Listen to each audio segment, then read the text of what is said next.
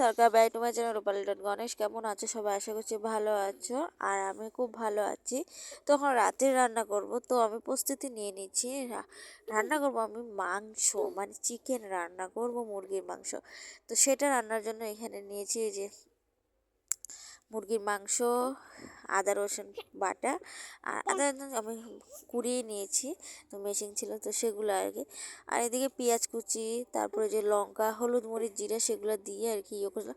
তো আমি মাংসটা ফ্রাই করব, তো তার জন্য আর কি কাঁচা লঙ্কা এগুলো করে নিয়েছি। তো আমি মাংস ফ্রাই শুধু বানাবো অল্প। এই যে আলু, এই যে মুরগি মাংস সেগুলো দিয়ে নিয়েছি। তো দিয়ে ঢাকা দিয়ে দিলাম 5 মিনিটের মতো। তারপরে 5 মিনিট পরে উঠিয়ে দেখলাম মোটামুটি হয়ে গেছে। তো তার জন্য আর কি এই যে, তো মাংসটি ফ্রাই বানাবো এখানে ধনিয়া পাতা আর টমেটো দিয়ে দিলাম। তারপরে দিয়ে দিলাম গরম মশলা, দিয়ে ভালো করে লাড়িয়ে চাড়িয়ে নিলাম। তারপরে আমার রান্না কমপ্লিট। এই বাটিতে ঢেলে নিব। তো যাই হোক, এখানে বাটিতে ঢালার পরে এই যে তারপর এখানে এই কড়াইতে বসিয়ে দিলাম মাংসর তরকারি। যেহেতু মাংস তরকারিটা আমি কী দিয়ে বানাবো এটা তোমাদের দেখতে পারবে।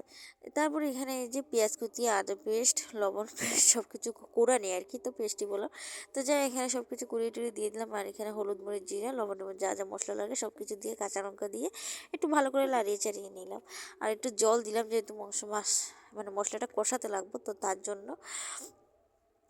তারপর চিকেন দিয়ে দিলাম, যেহেতু চিকেনটা একটু ভালো করে, আমি কিন্তু মুরগির পাওয়া খাই, অনেকে খায় না জানি না, অনেকে ঘৃণা করে, তো আমি এইভাবে। আর এক হাতে ধরে ধরে কিন্তু আমি রান্নাটা ভালো করে শেয়ার করতে পারছিলাম না। তো শেয়ার তো করতে হবে, রান্না বাড়া শেয়ার না করলে আমার ভালো লাগে না। তো তারপর আমি 4-5 মিনিটের মতন ঢাকা দিয়ে দিয়েছিলাম। তারপরে ঢাকনাটা তুলে তারপরে এই যে ভালো করে কষাচ্ছিলাম। আর এখানে এই যে ইয়োর ডাল আছে না, কি জানি এটা না, এই ফরাস বিচির ডাল।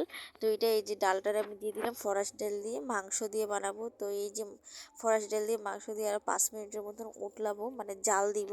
তারপর এখানে টমেটো, ধনিয়া পাতা এগুলো দিয়ে দিব। দিয়ে তারপরে এই যে আর 2-3 মিনিটের মতো আমি এখানে দিবি লাড়িয়ে চাড়িয়ে, তারপরে দিয়ে দিব এখানে গরম মশলা। এই যেখানে ঢাকনা দিয়ে দিলাম, ঢাকনা দেওয়ার পরে 2 মিনিট পরে আমি গরম মশলা দিয়ে তরকারিটা নামিয়ে নেব। বেশ তরকারিটা হয়ে গিয়েছে, 1 মিনিটের মতন আমি রেখে দিলাম। দিয়ে তারপর একটু শুকিয়ে নিয়েছি, ভালো করে একটু কষাচ্ছিলাম একদম। আর তো সুন্দর সেন্ট হয়েছে না, তারপর খেতে যে কত ভালো লাগবে তার নেই কত ঠিক। তো ভালো করে রান্না করার পর তরকারিটা প্রায় হয়ে গিয়েছে। তো আমার ভিডিওটা কেমন লাগলো, একটু ভালো লাগলে লাইক শেয়ার কমেন্ট অবশ্যই করো, পাশে থাকবে, সঙ্গে আমাকে এগিয়ে যেতে সাহায্য করবে। সবার কাছে হাত জোর করে বলছি, আমি চাই আমাকে এগিয়ে যেতে সাহায্য করো। তোমরা পাশে না থাকলে আমি এগিয়ে যেতে পারবো না। তো তোমার সাথে কথা বলতে বলতে আমাদের এই যে তরকারিটা, ডাল মাংস বলতে পারো এই তরকারিটা, তো এরকমভাবে খেলে ভীষণ ভালো লাগে। যারা যারা বাড়িতে এরকম ট্রাই করে দেখো, কেউ কেউ খাও নাকি, তো খালি আমাকে একটু কমেন্ট করে বলবে। তো টাটা।